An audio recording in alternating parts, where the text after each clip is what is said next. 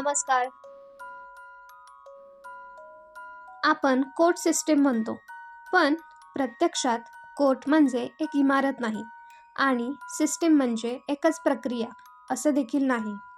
भारतामधील न्यायव्यवस्था खूप मोठी आहे, पण ती गोंधळलेली नाही. ती लेवल्स, रोल्स आणि ज्युरिस्डिक्शन यावर आधारित आहे. आज आपण इंडियन कोर्ट सिस्टीम सोप्या भाषेत समजून घेणार आहोत, जेणेकरून कोर्ट म्हणजे काय आणि कोणतं कोर्ट काय पाहतं हे स्पष्ट होईल. इंडियन कोर्ट सिस्टीमच्या सगळ्यात वर कॉन्स्टिट्यूशनल कोर्ट्स असतात. सगळ्यात वर आहे supreme court of India. Supreme court म्हणजे देशातील सर्वोच्च न्यायालय. हे कोर्ट रोजच्या भांडणांसाठी नाही.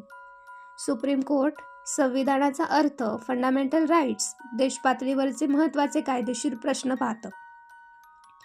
इथे फॅक्ट्स पुन्हा तपासण्यापेक्षा लॉ आणि कॉन्स्टिट्यूशन योग्य वापरले का हे जास्त महत्त्वाचं असतं. सुप्रीम कोर्टच्या खाली हायकोर्ट्स असतात. हायकोर्ट प्रत्येक राज्यासाठी असतं किंवा काही राज्यांसाठी एक कॉमन हायकोर्ट असतं. हायकोर्टची भूमिका डिस्ट्रिक्ट कोर्टवर सुपरविजन, अपील्स आणि रिव्हिजन, रिट पिटिशन्स, कॉन्स्टिट्यूशनल व्हायोलेशन्स तपासणं अशी असते. हायकोर्ट म्हणजे करेक्टिव्ह कोर्ट, जिथे लोअर कोर्ट्सच्या निर्णयांची तपासणी कायदेशीर पद्धतीने होते. आता आपण येतो सबऑर्डिनेट कोर्ट्सकडे, जिथे प्रत्यक्षात जास्तीत जास्त केसेस चालतात. हे कोर्ट्स आपल्या जिल्ह्यात असतात आणि यांनाच सामान्य लोक कोर्ट म्हणून ओळखतात. डिस्ट्रिक्ट कोर्ट्समध्ये property disputes, money recovery, divorce, custody, criminal trials etcetera cases चालतात. बहुतेक लोकांचा पहिला आणि मुख्य अनुभव डिस्ट्रिक्ट कोर्टमध्येच येतो. डिस्ट्रिक्ट कोर्ट्समध्येही वेगवेगळे स्तर असतात. सिव्हिल मॅटर्ससाठी सिव्हिल जज, ज्युनियर, सिनियर, त्यामध्येही प्रकार आहेत.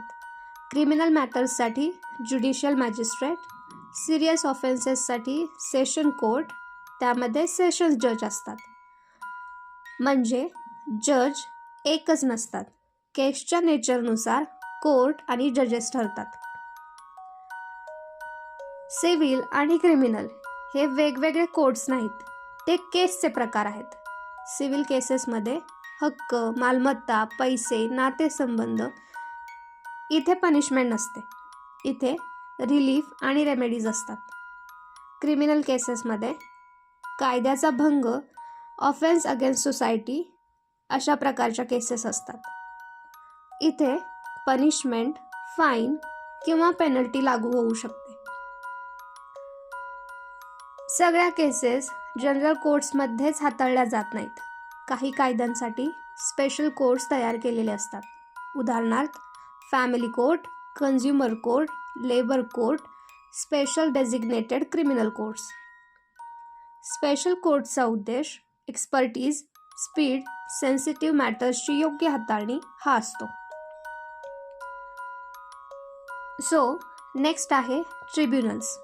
ट्रिब्युनल्स म्हणजे कोर्टसारखी अथॉरिटी, पण प्रोसिजर थोडी flexible. Company matters, civil matters, tax disputes हे ट्रिब्युनल्समध्ये जातात. ट्रिब्युनल लॉ आणि फॅक्ट्स दोन्ही पाहतात आणि कंपॅरेटिव्हली लवकर निर्णय देतात. केस कुठल्या कोर्टमध्ये जाईल हे आपण ठरवत नाही.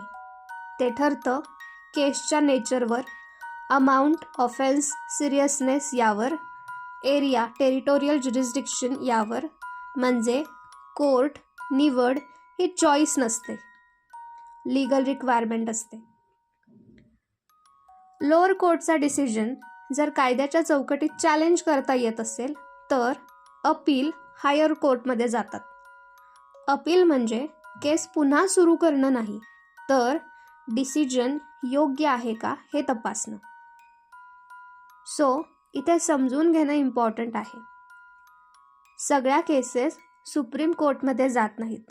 हायकोर्ट रोजचं कोर्ट नाही आहे.